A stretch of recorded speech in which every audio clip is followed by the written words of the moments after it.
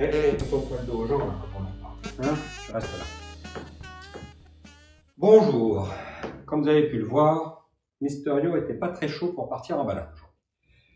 Donc, on va parler des choses devant un petit feu, c'est pas non plus désagréable. Après tout, c'est l'approche de Noël. On est bien, on va se mettre à l'aise. J'ai pas sorti le whisky, mais j'aurais presque pu. Alors, j'avais prévu de vous parler aujourd'hui des risques. Mais devant les questions que j'ai eues suite à la première vidéo, il m'a paru intéressant d'aborder 2-3 sujets pour répondre à ces questions. La première chose, c'est qu'on m'a posé la question de savoir pourquoi je parle de management de projet et pas de gestion de projet. Ça m'amène à exposer un de nos credos, l'UNESCO et moi, c'est on gère les choses. Et donc, si je parle de gestion de projet, je vais parler que de l'objet projet, donc de la partie purement matérielle, éventuellement des outils qui vont avec, etc. Et on manage des personnes. Et je suis fondamentalement convaincu que 80% des choses qu'on va avoir à faire lorsqu'on a un projet, c'est avant tout de gérer les relations entre les personnes et la relation qu'on a avec ces personnes. Donc, de faire du management. Les 20% autour, excusez-moi, mais c'est un peu la tringlerie du management de projet, c'est le planning, c'est le budget, etc. C'est indispensable, mais ce n'est qu'une tringlerie, ce sont des outils. C'est pour ça que je parle de management. Donc on va parler sur IOP de manière générale, de management de projet, de management de la relation client, de management d'équipe. Voilà, donc je voulais vraiment poser ça ici pour que ce soit peut-être un petit peu plus clair. Un deuxième sujet ou une deuxième question, c'est la notion de besoin. Je suis allé peut-être un petit peu rapidement la semaine dernière sur cette notion de besoin, quand je dis que le besoin, vous l'aviez bien en tête, que ça répondait à une problématique de cœur de métier, à un risque que vous aviez identifié qu'il fallait absolument traiter, ou une porte que vous ne vouliez plus reprendre dans le coin de la figure. Voilà, que ça concernait toute l'organisation. Voilà. Ça, c'est à condition que vous raisonniez vraiment en besoin. Et ce dont je me suis rendu compte, c'est que ce n'est pas forcément le cas. Je m'explique. Souvent, on a tendance à construire un projet autour d'une idée de solution. Une idée de solution qui n'est pas forcément celle qui va répondre effectivement aux besoins. Et oui, c'est ballot, encore une fois, l'expression que j'aime bien en ce moment. C'est ballot, mais parfois, on va directement à la solution sans avoir véritablement bien qualifié le besoin. Ce qui fait qu'on va s'engager dans quelque chose qui peut être très complexe, pas du tout adapté, et qu'on va s'étonner de se prendre un placard. On va s'étonner d'avoir les gens qui nous disent « mais t'as rien compris, c'est pas ça qu'il faut faire », d'avoir nos clients qui nous disent « mais c'est quoi cette histoire », etc. Je donne un exemple que j'ai vécu, que je cite aussi un petit peu dans mon bouquin. C'est un client qui était venu me voir un jour en me disant « voilà, monsieur Viel, j'aurais besoin que vous m'aidiez à gérer mes stocks de pièces de rechange. » Ok, vous gérez les stocks de pièces de rechange. C'est pourquoi? Ah, ben, j'ai du mal à avoir mes pièces, les magasins sont mal gérés, parfois j'ai des ruptures dans l'approvisionnement de mes pièces, je ne sais pas dire s'il en faut 2, s'il en faut 3, s'il en faut 5 en stock, je ne sais pas. Bon. Ok. Mais la question que j'ai commencé par poser, c'est ces pièces de rechange, concrètement, elles servent à quoi?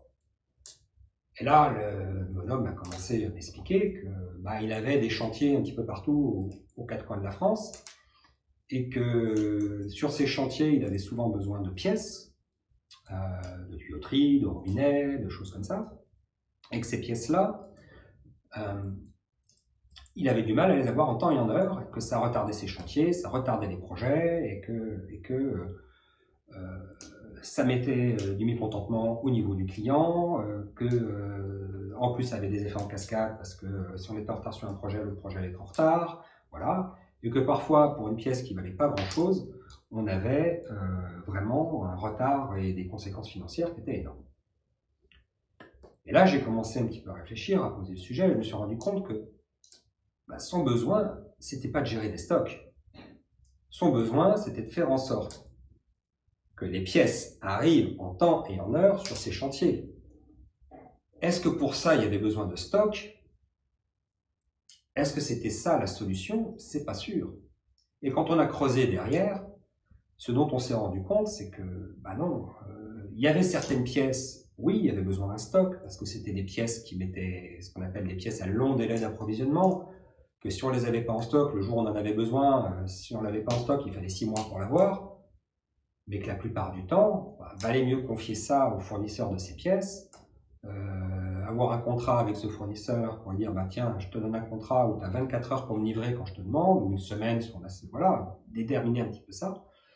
Et donc mettre un projet en place qui réponde à cela et qui évite d'avoir à payer pour le stockage de ces pièces, d'avoir à avancer la trésorerie pour avoir ces pièces dans un stock dont on ne savait pas si on allait s'en servir ou pas concrètement. En plus de ne pas avoir à gérer cet espace-là, et puis d'être plus souple, de pouvoir aussi, et là ça fait ma transition avec le management des risques, dont je vous parlerai dans une prochaine vidéo, externaliser le risque logistique de l'approvisionnement des pièces à quelqu'un dont c'est vraiment le métier, parce que le métier de ce bonhomme, c'était pas de faire des transits entre un entrepôt et des chantiers. Lui, c'était quelqu'un qui faisait de la maintenance, qui faisait du chantier, qui faisait des choses comme ça, mais organiser des circuits logistiques, c'était pas son métier. Donc il avait pris à sa charge un risque, quelque part, qu'il n'avait pas à assumer. Donc pourquoi je vous parle de ça? Parce que on s'est rendu compte avec Pépère que souvent, et c'est normal, on raisonne besoin plus solution, parce qu'on a déjà en tête l'idée de ce qu'il faudrait faire. Et que souvent l'idée de ce qu'on voudrait faire, c'est aussi un peu par ego, le truc auquel on a pensé il y a quelques temps, ça nous plairait vachement bien de le faire. Quand j'avais creusé un peu sur l'histoire des pièces et du stock, effectivement, on avait quelqu'un, ça lui grattait derrière la tête depuis un moment d'avoir à gérer ses magasins, et quand il avait eu un souci, il s'est dit c'est l'occasion de le faire, je vais faire ma gestion de stock. Et en fait, on était à côté de la plaque, quoi. Donc, souvent, parce qu'on a cette idée en tête, on raisonne solution au lieu de raisonner besoin. Ce que je vous invite donc à faire, expression que j'aime aussi beaucoup en ce moment, donc ce que je vous invite donc à faire, lorsque vous posez les premières lignes de votre projet sur le papier, c'est de vous dire, la question que je pose, est-ce que c'est vraiment le besoin? Ou est-ce que c'est déjà un début d'amorce de solution à quelque chose? Si c'est un début d'amorce de solution à quelque chose, ne l'écartez pas forcément, c'est peut-être pas une mauvaise idée, mais dites-vous, mon besoin d'abord, c'est quoi? Quel est le besoin auquel je dois répondre? Et notamment, il y a le besoin technique, le besoin opérationnel, le besoin management, le besoin client, ces choses-là, comment on le qualifie. Et regardez toutes les solutions que vous pouvez avoir en place. Parce que pour lancer un projet, c'est pas un besoin égale une solution, c'est un besoin, plusieurs solutions possibles. Et l'ensemble de ces solutions possibles sont autant de projets possibles, avec un investissement différent, avec un retour sur investissement différent, et donc un risque différent. Dernier point peut-être que je voudrais aborder sur le sujet du besoin, c'est lorsque vous commencez à regarder vos échéances. Tant que vous êtes sur la phase de définition de votre projet, vous avez un peu de temps devant vous, mais dès lors que vous serez engagé sur le projet, que vous aurez dit « Ok, c'est bon, c'est ça qu'on fait, on y va maintenant », ben vous n'aurez plus le temps de réfléchir. Donc prenez ce temps avant pour réfléchir, parce que le projet, une fois qu'il est lancé, doit être piloté par les délais. Ça, je ne le dirai peut-être jamais assez. Or, le problème, c'est qu'on a du mal à fixer le délai, le vrai besoin en termes de délai. Souvent, j'ai des clients qui viennent me voir en parlant des échéances du projet. Et je leur pose une question qui les fait bondir, ils montent au plafond, Monsieur Biel, c'est quoi cette histoire? Pourquoi vous posez cette question-là? Moi, je vous dis qu'il faut qu'on ait fini pour le 31 décembre.